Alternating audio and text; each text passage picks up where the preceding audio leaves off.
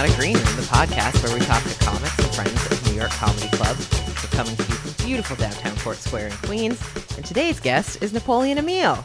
Thank you for having me. Oh, thanks for being here.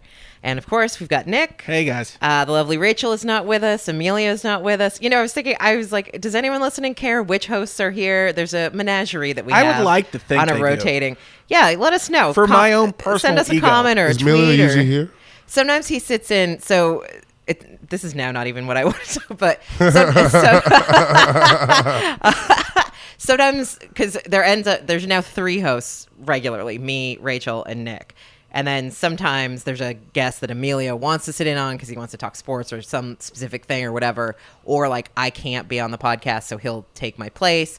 One time there were all 4 of us, and that was a real zoo. Emilio likes to come on the show and just kind of narrate the guests' answers for them. Yeah, like, this is my impression. I would imagine he would be here and not talking. No. Oh, no. That was a joke also. You're so good with the deadpan. I'm like, what? It's great. This is my impression of Emilio like asking a question to Nick. Well, Nick, I mean, how has it been joining the podcast? Because you weren't here from the start. Did it feel weird when you joined? It seemed like you joined very seamlessly. It's not like it was an abrupt change, and you really melded with everybody, and it's been a really good addition to the team. Do you feel like you're part of the team now, Nick? Because we all feel like you're part of the team, and it seems like the guests really, feel it with you, and this is really in your wheelhouse. Yep. That sounds like That's what I would have said that exact same thing had you have let me, but It is hysterical. And then I give him dirty looks, and then at one point Michael Costa thought I was genuinely mad at Emilio, and I was like, for talking too much on a podcast? No, it takes way more than that. this is 2 episodes in a row now that we've started off giving the boss shit. He came in the other day and Who was was like, the other episode? we had Dave Cyrus on Yeah. last time, and within the first couple minutes we were talking about a poker game where Emilio destroyed Nick's got life. a bad beat. But Emilio came in the next day or like a couple days later and was like, "Oh, I really liked your story about the poker game on the podcast." It's like, "Oh, you listened?" Yeah, it was about roast battle. Of course he listened. Yeah, exactly. So the guy who signs our paychecks takes all the heat. Yep. So. Hey, But so it's a good working environment. Let's get into Napoleon here. Yeah, so Napoleon, I wanted to just kind of start with a really broad question. I was saying to Nick, you're the first. You might not be the first, but you're definitely the first one we've had this conversation with. You're from like the South, like the southeast part of the South, not like Texas or whatever. And like, what was that like coming up? What's the scene like there when you're, incubating as a young comic? Well, when I was down, I didn't do a lot in the scene. I was mostly just going around the area, just open micing before I came to New York. I knew a lot of comics down there from before I started comedy. They were kind of the ones that kind of got me into like signing up, but I was very like afraid of like doing it in front of everybody. So I would just like, I had a homeboy that would just drive me to places like in South Carolina, deep in North Carolina for like random open mics in the bottom of a bar with like, like the shitty like black lighting in the room and stuff. I think the first time I open mic'd, I was in South Carolina. Right by Carowinds, which is like a theme park down there, and like it was like 4-minute mic, and I went there, and I guess only 12 comics showed up, so they gave everybody like, I want to say like 11 minutes, so I did like 3 minutes of like getting decent laughs, and I was just like, and I did like, it was my first time. I was like, how much time I got left? He was like, you got about like 8 minutes, buddy. Do that again 3 more times. I was like, no. So it went good for the first like quarter of it, and then the rest of it was just, let's see what else I wrote down. Pulled out my book. It was one of those awkward like, all right, what are these premises? It's got legs, like one of those type of things. But So the first time you ever did comedy, you killed and bombed at the same time. Yeah, right. I think I just had a good opener. Yeah. Had them and then I lost them immediatly. That's Had what it been happened. a 3-minute mic, you would have killed. Dog, if I was a 3-minute mic, I would have walked out of there with everybody being like, dog, you're retired now. Your whole trajectory could have been different. You ever think about yeah. that? You could have had such an ego. Should have been like, yo, I'm really good at this.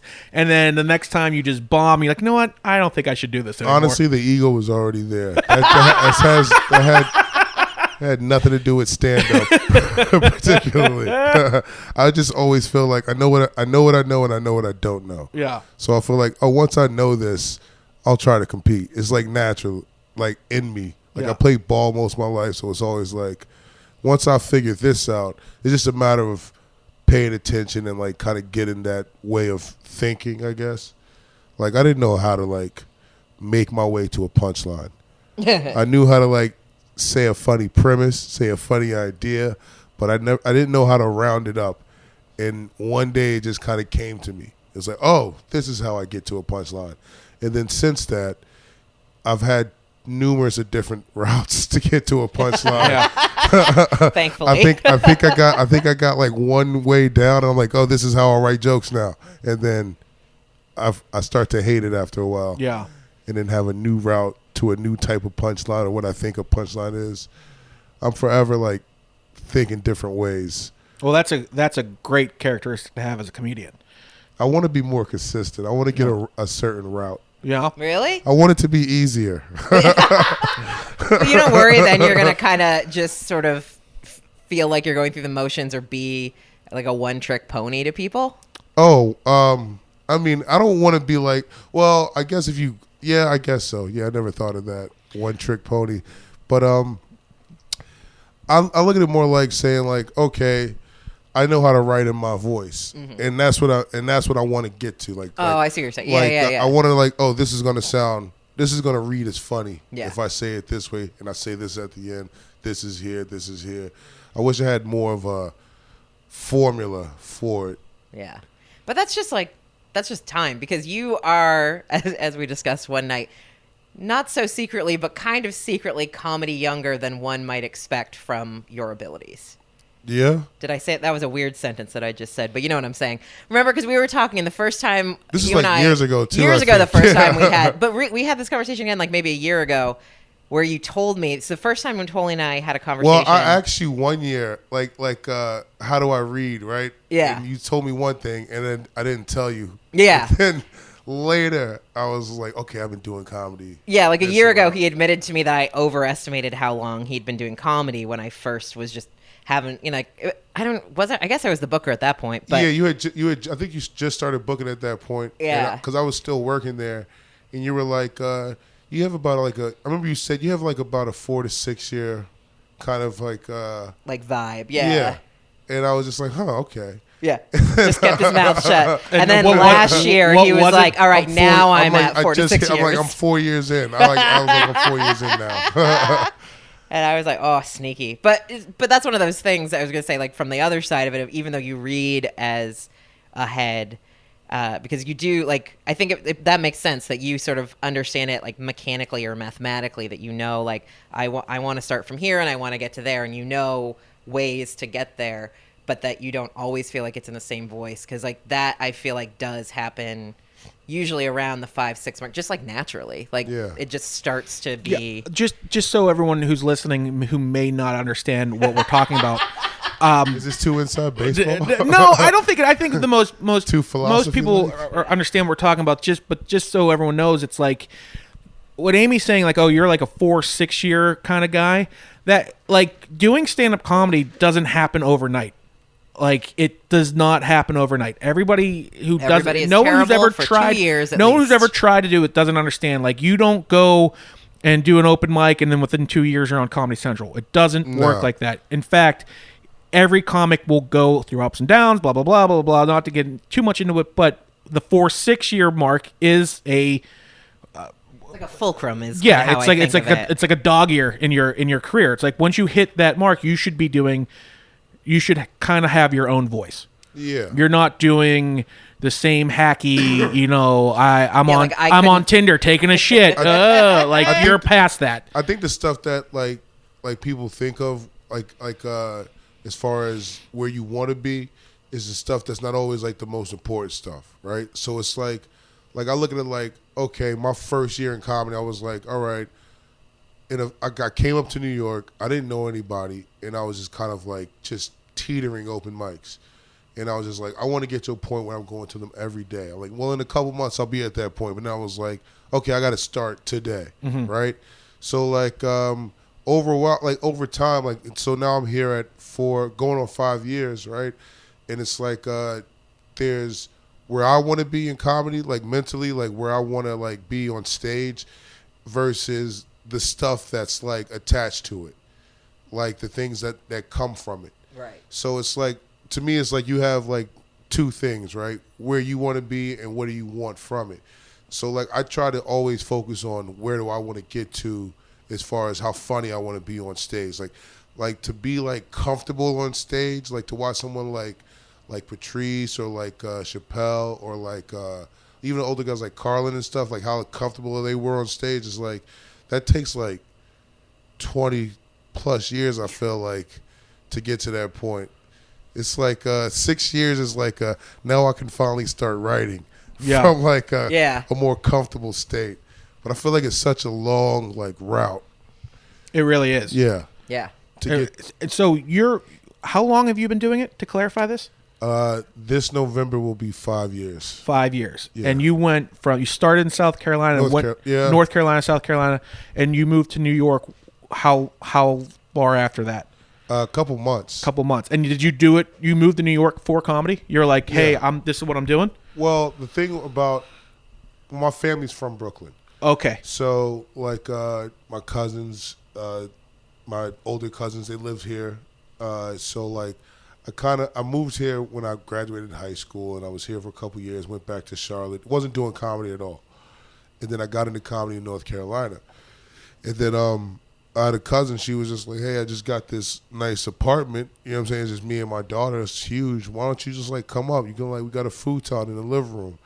And it was kind of like one of those, like, I had just started doing comedy, but I was still thinking along the lines of like, if I move to New York, what am I going to do? Like electrical work? Like I'm going to move furniture? Like I wasn't even thinking about taking comedy to New York. It didn't even click at the time. Like, oh, maybe this is a sign to take this like maybe serious, because it's like one of those things where like, okay, I decide I want to do something, and then an opportunity comes way before you expect it to like kind of advance it, or kind of like, you know, take it serious, more, at least more serious than what you push you straight in the deep end.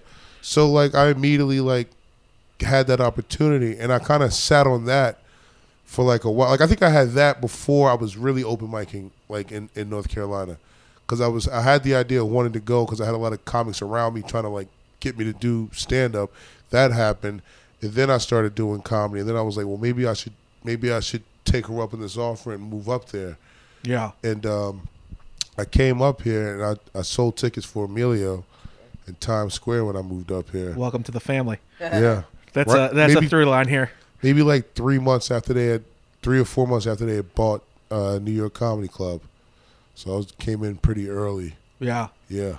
2014. And then you were our muscle. That happened sometime later.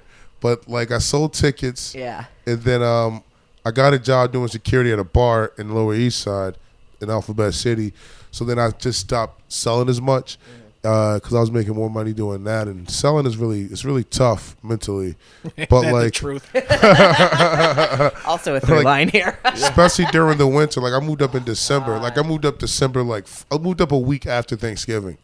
So like I was in Times Square through the whole like holiday like rush. So like it was terrible because everybody out there was already like to the point where like because it's the holidays they were making a lot of money. And I didn't know what I was doing, so I was trying to learn it while they're like killing it, and I'm just like, I'm not figuring anything out. So then I sold, like, it let me know how unspecial I was selling tickets out there. Emilio would just like demote me. He was like, hey man, how about you just pass out these free flyers? Here, I got a costume for you to put on and an arrow to spin. He was like, I'll just give you money to hand these out. And then people wouldn't even take those from me, and I was just like, this is trash. This is terrible. You know what's great about that is out of all the people who once sold comedy tickets in Times Square, who now have another sort of job for the comedy club, we were all bad at selling tickets. Because if we were good, you'd still be doing that. Or at least do something in sales. Yeah. we'd be out there right now. Yeah. Well, good. I'm glad everyone we know and love was not good at selling. I know. I love the fact that like Andrew was the worst. Our general manager, Christina's Andrew, was pretty good. Yeah, Christina here was pretty decent. I mean, she's a cute girl too. GK was pretty good. Yeah? Yeah, he was good at selling. I was terrible. And I worked, GK was there. He had just started there. And Dan Lamore, me and Dan Lamore started at the same time. He was terrible. I think he had one day where he sold 2 tickets. And he was like, I think I'm going to quit. He was like, I'm ready to go to lunch now. Like it was one of those days. Like he just had like a hot day. And it never repeated itself before or after. Yeah. But it was tough out there trying to make money. It was freezing. People just kind of wave you off. Nobody wants to talk to you. People just wave you off. And they've already been, I always put it like this. You always have out of the people out there, you have 10 to 20% of those people selling tickets who are comedians. So there's a lot of non-comedians out there. And a portion of those non-comedians, a small portion of them, are aggressively pushing stuff that's not happening. Yeah. So we would be out there. That was kind of you to say a small portion. Yeah. I was a part of that crew for a time. Yeah. But and then you have us who are comics. I can be a bitch. We're trying to sell these people who nobody knows. We're like, oh, this person wrote for 30 Rock. This person wrote for Amy Schumer. Because we know these comics, and they're like, who the we're so inside. We had this conversation. It's almost like the mom test. It's like, does my mom know who it is? If not, then no one gives a shit. Yep. Yeah, which is just it's painful to say that and admit that because there's so many funny people just in this city alone. I've been watching people lose it out there on people. I remember this guy Greg. He was just he was like, when we had Kevin Hart, y'all was saying, well, is Kiss Rock ever going to drop in?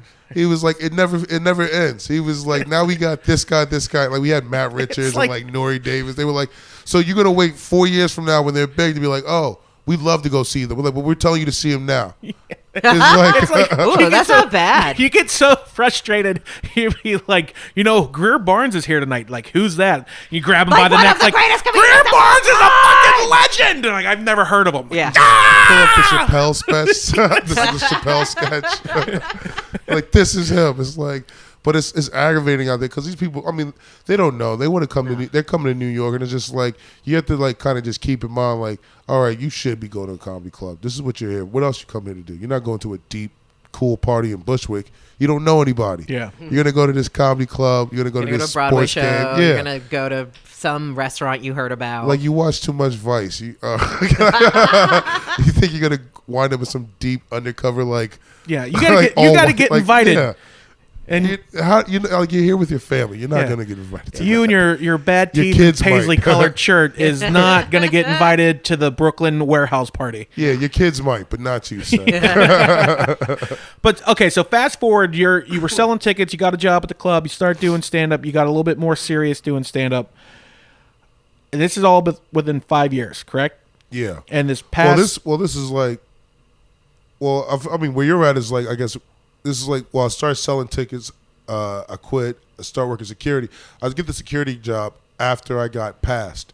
I was signing up for late night without being passed. Napoleon! Do not do that. I've learned so many things about Napoleon recently. Now that Amy's here, if you're listening to this, do not do that. If you Emilio hit me up maybe a month later. He was like, I see that list every night. He was like, I was allowing that. He was like, but if you want to get on a show, you need to get up and an audition. He was like, if you want to get check spots, guest spots, I need you to audition. So he was like, pick a day, and he was already like, you're part of the family. Just whenever I'm here on a Saturday, because I would like to be the one that sees you and passes you and stuff like that, or not. So we just set up a time, and that happened. And then maybe a month later, a weird audience member doing Brendan Saglow's show. And I had got my security license, and I was telling them what was happening. I'm like, oh, you can't do this, or you can do that. And they were like, why don't you just work here, and you'll get more stage time probably. And I did that, and I worked there Fridays, Saturdays, and then bumped it up more. And it was perfect because I couldn't do the other security job because I was it was interfering. Yeah. And even at the time, I was still doing mics, and I was like, I'm not getting booked on weekends, but working at the club at night, there was still I was still around comedy. Yeah. So it's still like productive. Even if I wasn't getting up, I was watching because because of the incident that got me the job there. I had to stay in the room because before they would say like, "Oh, you don't have to stay in the room." So I had to stay in the room and I had to watch these people see sets over and over and over, and I saw a lot of good comics in there, and it kind of helped learn the difference of what I was learning in mics and what I wasn't learning in mics. Yeah. So it was seeing an established comic try out new material on a Monday night as a comedian, you can learn a lot. But even not new material, I find a thing. Sometimes I have this weird moment where I'll watch someone who's established and they're either doing something that they've written and it's like it's ready. Do you know what I mean? Like it's past that point of working on it, or like something happens with the audience and they have to do something, and they'll be so adept at like how they got to that punchline and the misdirections they did and the this and the this and the choice of words, or just their immediate reaction to, you know, whatever stupid heckler happened, and then leading right back into the joke. And like I'll look at it, I'll be like, that's a fucking trick. You just did like a magic trick. Yep. Oh my God. But like if you have that mind, joke. like Napoleon was saying, of where you're breaking it down and you're figuring out how that path works, I'm sure that was really helpful because you were able to look at that of like, oh, you did A, then B, then Z, then Y, then C.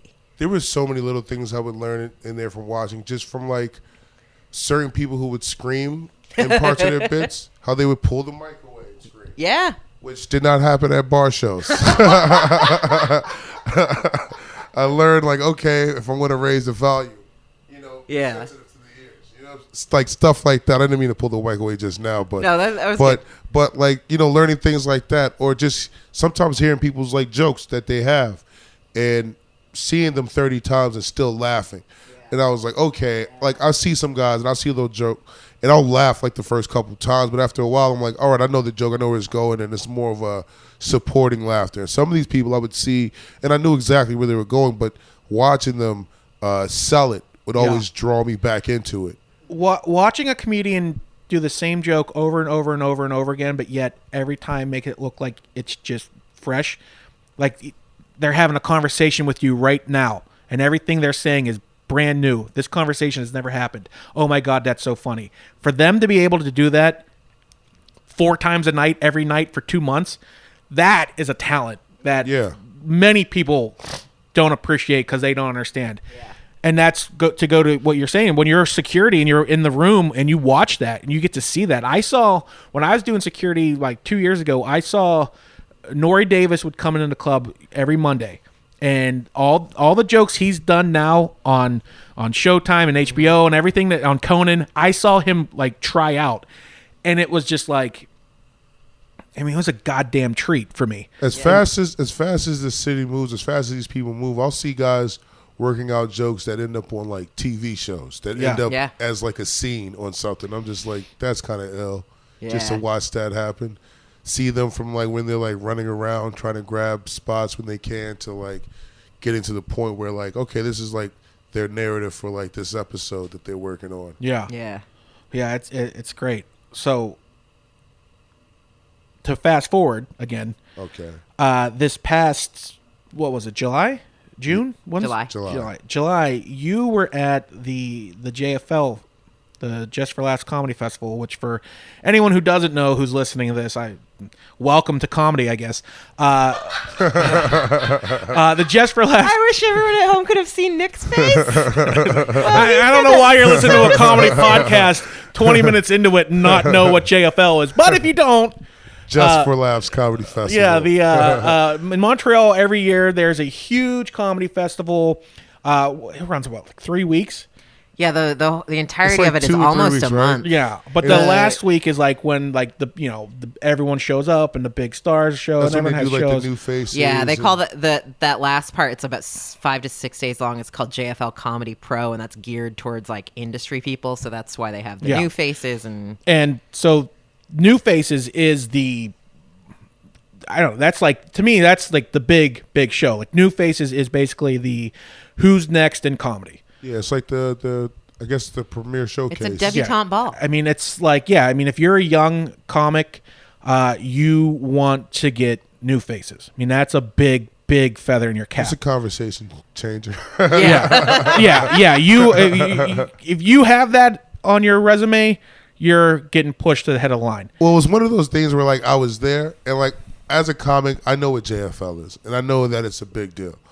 But being there and getting like the reactions from the bigger comics who I've known for like, you know, running around New York for the last few years, they're like have like level of saying congrats was like, oh, this is like obviously this is like an acceptance into like this okay, now you've done this, like almost like this is a mark, kind of, or like a save point of like, all right, that's good, like because like you're there and you just like, oh shit, this is another class of comics that I have now. Like everybody I was doing new faces with, it's like you think of like, oh, who was I all like I look at who I was open micing with, or like who I was doing late night with, or you know what I'm saying, it's like who I went on the road with for this amount of time. Like you always look at them as like a class. So it's like in there I was like, okay, this is like a different class of that I'm like a part of now. So now I know this guy from over here, this comic from over here in Chicago. Like, so now we all kind of like are familiar with each other and know each other and have that ability to reach out whenever we come to the city or vice versa. Yeah. So it's like it's definitely it's dope. It's like what would you like call it? Like camp for comics. Yeah. Up there you see everybody. I was running into comics I haven't seen since like my open mic days, like that were also open micing, like when I was like on the road in San Fran, like a comic that I saw who was, you know, we were both fairly new at the time. I think she was doing a couple years longer, but we seen each other again at JFL. Another comic who was doing like characters. I met her at the Pit when I would open mic when I first moved up here, and I seen her again there. So it was kind of dope to just see some of these people doing things also. Yeah. So you obviously had to audition for JFL. You did that at the club? No, I he's didn't. unrepped. I went so on the process. Oh, okay. So how did you get new faces then? Well, they emailed me.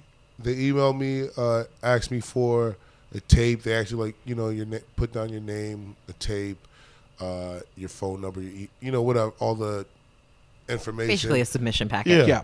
And I sent them a tape, and then I got another email like a month later, and I wasn't sure because like I didn't hear nothing from them, so I was just like, you know, kind of like, will I hear from them? And then I got another email from them saying the same thing, so I sent another one, and then like a couple weeks later I got another one saying the same thing, so I sent another tape. Were they all the same or different? They were all the same tape, but what I did was from the first to the second time, I uploaded it to YouTube. So there was a YouTube link because I was like, okay, this a little easier to see. Yeah, I mean the other one is still a link to the video, like it's like, but it's like not, it's like within like on your phone, but not in like an app. Oh, like an Apple Cloud Yeah, thing. exactly. Oh yeah, don't do that. Just anyone who's out there who's a comic who's listening, 100% of the time, put your video private on YouTube when you're submitting to something. Yes. Don't even put it on Vimeo. I know it's great, yada, yada. Just make a private YouTube channel and put it on there. Don't put it on Google Docs. Please don't put it on Google Docs. Don't put it in your Dropbox. Don't put it on your Apple iCloud. That is the most annoying thing in the world when you're looking at tapes. As easy as possible. Okay, bye-bye. Back to Napoleon. You want it as easy as possible. Like it's a YouTube private, like perfect. Yeah. And so I did that. And then I didn't know they didn't do callbacks for Unwrapped. So when the callbacks happened, they happened like at one point, and then they happened again. And the second time it happened, I was like I was in another festival at the time, and I was like, well, I didn't get hit up for it. So like I'd already been through like grieving, like I already went through the stages of mourning it. I was like, I didn't get it. Well, like whatever. And then I got a call like July 3rd from Jeff Singer telling me like, hey, you know, we're narrowing down the list. And he was like, psych, you got it. And he was just like, oh my God, you really you son of a bitch. Yeah. I mean, but still, it was still nice to hear that first part out. Yeah. He was like, hey, man, like to get a call from him to tell me that, hey, we're narrowing it down. I just want to know, you know, more about you. And I'm like, all right, this is like there. I thought it made sense. Yeah, it's sort of like a second interview. Yeah, I was like, well, I'm glad I'm still in consideration. Like, I didn't even know that I was still in it. And he was just like, yeah, you know, they don't do the callbacks. And And he was like, well, you have nothing to worry about. You got in it. Like, and he was like, and I was just kind of like, and it was such a smooth transition to how he said it. I was still kind of like, what? Like, am I in it or not? Like, are you being serious or not, man? Yeah, which part are you fucking with me with? Did you, every time you sent your video, the 3 times you sent it, did you get less and less confident in that video? Every time. Just like, where the first time you sent, like, oh, this is going to kill. The second time, like, I don't know about this. And then the third one, like, I'm not even going to hit send. I don't even. Like, that's one of the things where you call up a homeboy, you like, I'm going to email you something. Tell me if you get it. Like, does it work? You're emailing to. Is my phone working? I don't think it's working right now. My Gmail is broke. The subject is just test. Yeah. Is the entire internet broken? I don't think this is going through. Okay, so you got New Faces unrepped. Yeah. You're in Montreal. What's that like? What material are you doing? Are you ready? Like, are you going to not try out new stuff, but are you doing like tried and true? You're going to be like, well, this has been hot for the last month. Like, what's it like? What's going through your mind while you're walking through Montreal? I had that, like, besides, what the fuck is poutine? I had that idea. Well, I've had poutine before. I'm pretty cultured. But,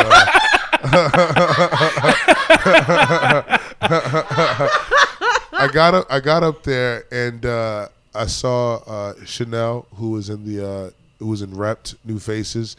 And she was like, yeah, we had like a meeting with Jeff. And I was like, well, what did he say? Like, what did he say? Did he say anything that should be passed on that would put me at ease? And she was like, basically just do what got you here. Nobody wants to hear you talk about poutine. Nobody wants to hear you talk about Montreal or what happened throughout your day walking around. They're like, do what got you here. And he basically said the same thing. He was like, do what got you here. And, what got me there was like, I did like last year I did New York's Funniest. And that's the tape I submitted. But the funny thing about that is, like, you do like old jokes for that. Like, I did old jokes for that. Yeah. So sending that in, and this is like last year. Yeah. So sending that in and like I haven't done some of those jokes in like maybe a good like year and a half. But it was like kind of like, going up there and doing that first show. It's like a huge theater. It's like, the biggest place I've been in. And, like, I'm like, all right, I got 6 minutes. And, like, I remember seeing people, like, when I was younger, when I was just starting here, like, be so, like, in their head about, all right, I got to do an audition. I got to, like, what am I going to say for 5 minutes? What am I going to say for 6 minutes? And at the time, all I had was, like, 5 or 6 minutes. And I was just like, dog, just say what you've always said for, like, the 5 or 6 minutes. But once you get to that point where you're, like, you're doing the road, you're doing shows around the city, you're doing more time, then you're like, oh, yeah, I got to go back and condense. And you've come up with so many other good jokes. Like I had jokes that I've been killing for, like, the past month, 2 months, the past 6 months that I was like, I'm not going to say any of those. I'm going to go with all those earlier stuff because they're quicker. A lot of these I've learned the art of pacing with some of them. So I'm like, I'm not going to play with that for 6 minutes. So it's like I kept it to the quickest tag-filled jokes that I had. I was like, these are ones that are this. I literally did what I did my audition for New York Comedy Club. Yeah. What I did for my New York Comedy Club audition, I did there. Wow. From 2015. That's what I did, and it worked. Yeah, I heard. Yeah. I heard rave reviews. What'd they all say? They all said, when is Napoleon appearing at your club? I want to represent him. Oh, perfect. I heard two names out of the entire JFL, and yours was one of them. Like that's good like people who crushed, who did this, and yours name was one of the names I heard, and it was just like, I don't know, I gave myself a little fist pump because I'm like, I know him. It's my buddy. Yeah. It was nice. Like I got up there Wednesday, right? So and I didn't have anything Wednesday, and I saw a lot of like the familiar faces from the club. Like I saw like James and like DeVito, and I saw like Greg and all these guys, and they were so like, oh, like if they were talking to anybody, they'd be like, oh, this is Napoleon. He's doing New Faces tomorrow. Like he's at this theater. Like make sure you go check. So it was very much it was a very good support system up there that all came from being in the house of New York Comedy Club. Like all of those guys, like I saw a lot of them up there, and they were very like, helpful. Yeah, which was like nice. Kind of like never a fraternity. get more work from anyone than from your peers. Yeah, I true. learned that a long time ago. Comics will help you out way before industry will like throw you anything. Yeah, I mean you're basically just because you never know who's going to get what. Yeah, and when you're just a generally funny person and good dude with your peers, whether if they've been on the Tonight Show or they're still hitting open mics, you never know who's going to turn into what. And if you're just a straight up guy with all of them, it goes a long way. When I worked at New York Comedy Club, I would meet and talk to so many comics out there that when I would do sets, sometimes in front of them, like they would happen to be in the room, they would be like, "Thank God you're funny." Yeah, they would be like, "I liked you so much, I didn't want you to be shitty." Yeah, I remember like Pete Lee. He didn't say like, "Thank God you're funny," but he was like one of those like, "You're such a nice guy," and then you went up there and you killed. He was like, "Dog, I'm a fan." It was just like one of the nicest things. That's so funny you said that because Amy and I were talking about a comic. I'm not gonna name names. Should I not name names? I'm not going to name names. Should I stop? Because you were saying a nice thing. It's because that comic is just not very funny. But every time the name gets brought up, like, oh, they're so nice. What a nice person. They're such a nice person. And it's like, as a comedian, that's not how you want to be described. You're like, oh, the nicest comic in the game. Well, they say that before they see you. Yeah, that's like where you'll accept it at. Oh, he's dope, dude. You know what I'm saying? Yeah. Oh yeah, they're cool as hell. But when they see you on stage, you want that to kind of change a little bit. Oh, you want consistent. To be that dude is so fucking funny. Also, real cool. Yeah. Also, that's the order you want it to go in. Also, he's bearable. Not a dick. I don't have to leave the room when he walks in. He's funny, but he's not a dick. All right, that's good enough. Well, were you? I think I already know the answer to this, but were you nervous at all? In Montreal? Yeah. Yeah. A lot? It's always I've always have like nerves before I do anything that's like showcasey, but they always tend to like go at ease once I get on stage. Yeah. But it's always like I'm always worried about the odd stuff happening.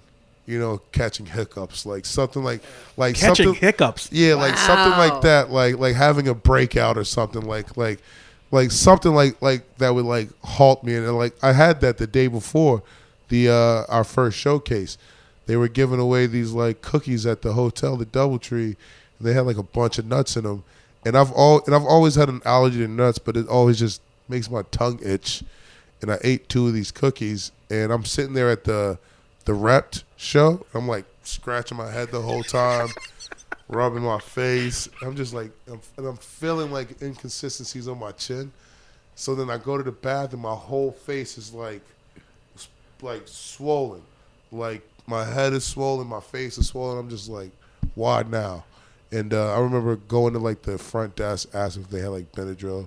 And I had to walk like 20 minutes to a drugstore to get Benadryl. It went away immediately, but it was definitely one of those like, I hope this doesn't last till tomorrow. That's... Holy cow! Wow. Yeah, they won't even give me straws anywhere because of turtles. Well, I mean that's but they'll happening have down nuts. here too. They'll put nuts in everything. They'll kill you with nuts. But Yeah. Not fair. to go off on a completely different rant, and I'm not going. I'll calm myself down. But why the sea turtles? You know how many other species are in the ocean that are dying because of our garbage, but everyone just attaches themselves to the sea turtle? Because there was a video. Because they got that video. Like, what about the dolphins? Viral. Fuck sea turtles. I mean, it's just like the Popeye sandwich. That's been around the whole summer, and somebody fucked it up for me. That's been around the whole summer. I've been surviving off that since like the end of May. And then something went viral, and now they're like, sandwiches. Hey man, one day they'll be back. So you're on stage. Thank God your nut allergy isn't affecting you. Yeah, you step on stage, you're a little nervous. You tell your first joke, crushes. Yeah. And now you're in the zone? Yeah, I do my opener, and it works. But also, like, Pete Holmes was hosting, and he was, he was super professional about, like, he was, he wasn't drawing out time. He was speaking to everybody backstage, like, very, like, chill, talking about his first time. So he kind of helped with the whole, like relax, like, just do your thing. You're here for a reason. Like, do that. These people want to see you, so be yourself, type of thing. That's awesome. Home. So it was very, like, season 3 crashing in Montreal. That is spoil something. How to? they're just gonna do like a documentary version of this. Yeah, he's gonna get new faces. I think Amazon's already got that show. Yeah. So you come back. So now you crush. You knew you crushed. How do you mean? You feel good? Well, I mean, the set.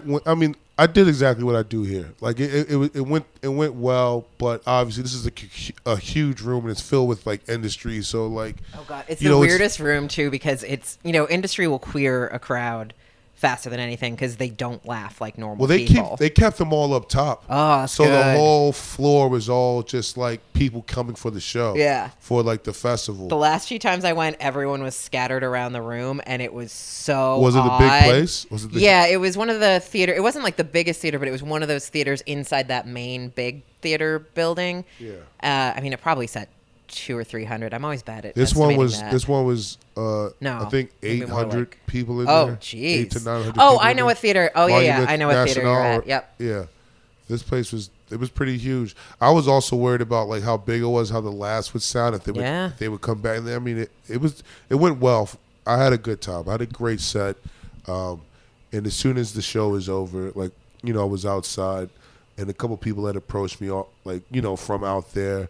And I think one of the guys was like talking to me, and like as he was talking to me, these like 3 kids like walked up and just started like repeating my opener to me. No way. Like right in front of them, and I was like, "What a flex!" Right? Like, like what a move to have. It's like I almost asked them to do that. Like, right? Tell your little cousins you'll pay them tomorrow. Thanks. Thought they were all white. They were unrelated. I mean, but you're smart, Napoleon, so that would be the best way to be like, all right, I'm going to pay little white kids to come up to me because they can't be my relatives. Like I said, I have an ego. I was like, this is going to happen. But no, that was very much a dope experience. We did that show. We had another show the next night. I was able to jump on a couple shows. I opened up for Nori. Oh, nice. His show one of the night on Friday night, and then I opened up for the Lucas Brothers that Saturday, which I extended an extra day to do that, which was dope. Those guys were like dope. Nori's show was dope.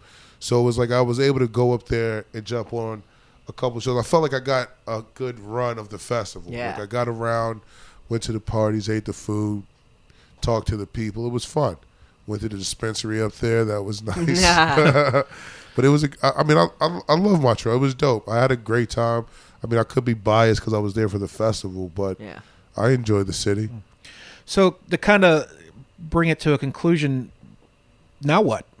I mean, what's going on in Napoleon's career? From Montreal or just in general? Like, what do you got coming up? I can't talk about any of that. No, I'm joking. No, I mean, from it, I guess coming back, I think at the very least, I was like, at least I would think I would get like, at least just a filled up schedule, at least around the city and, some road stuff, which I got to get. But I also got like, a couple like auditions for things and like a couple like network meetings and a couple like, meetings and like conversations with like agencies, some people out west, people from JFL have, have hit me up and, have asked like, how things are going and have kept a little bit of a, back and forth and rapport. And like, I don't know, I'm trying to like, be smart about it, but also like kind of strike on some of these things while it's like in season. Yeah. Yeah. So, I'm getting, things ready to like, approach with things that I've been working on or wanting to, do, because I mean, at this point, these people, I'm fresh in their minds. They just seen me. I was able to get like, I was able to get in front of some other, a lot of a lot of different places, like a lot of different industry while I was up there. It wasn't just like agents and managers. It was, club bookers. It was, people who produce who produce podcasts. Like all types of people were up there. So it was kind of like, it's a whole net of industry people to like meet up there and kind of like continue the conversations here. A lot of them are here, between here and LA, and even some people in Canada, from like Montreal, from like Toronto and stuff also. It's great. Yeah. Well, I'm excited for your future. Yeah. I assume you are too. Yeah. Like I said, when I heard that you were one of the guys that crushed in Montreal, I was genuinely excited and happy for you. So that's, I don't know. I'm fired up for you. So I'm really glad. I'm glad you came in and told us a little bit about it. Thanks for coming by. That's great. It kind of gives our podcast a little bit of a boost too. We got a little JFL bump as well. Yeah, we need a JFL New Faces bump. So, but that's all I got. You got anything you want to plug? Anything coming up this weekend or next weekend? Well, when does this come out? I don't know. Episode? I think Monday. Yeah, usually I try to either maybe tomorrow, since we haven't had an episode, and by tomorrow holiday. I mean Friday, September 7th, 6th. I don't see. This is why the episodes don't. Anyway, next weekend or after. It'll be out. Let's just be safe soon. Okay, well, if it's next weekend, then I have a show Thursday. Decal Market Hall. I come out to that. Me and Namesh do that every other Thursday. Oh, fun. Down in Brooklyn, downtown Brooklyn, Decal Market Hall, where they have that's where the Alamo Draft House is at. Yeah. But it's down in the food court. They have a little side stage. We run a show every Thursday. Oh, that's cool. Yeah. Well, I'll put that on our Twitter and Instagram so people know. Oh yeah, we're doing one tonight, but I don't know when this comes out. Yeah, not tonight. No, not tonight. Okay, but every Thursday. But it's there every Thursday. Whatever the next every Thursday. Other Thursday. Every other Thursday. Today's the 5th, so 14 days from now, and then from that. All right. What a great way to end this episode.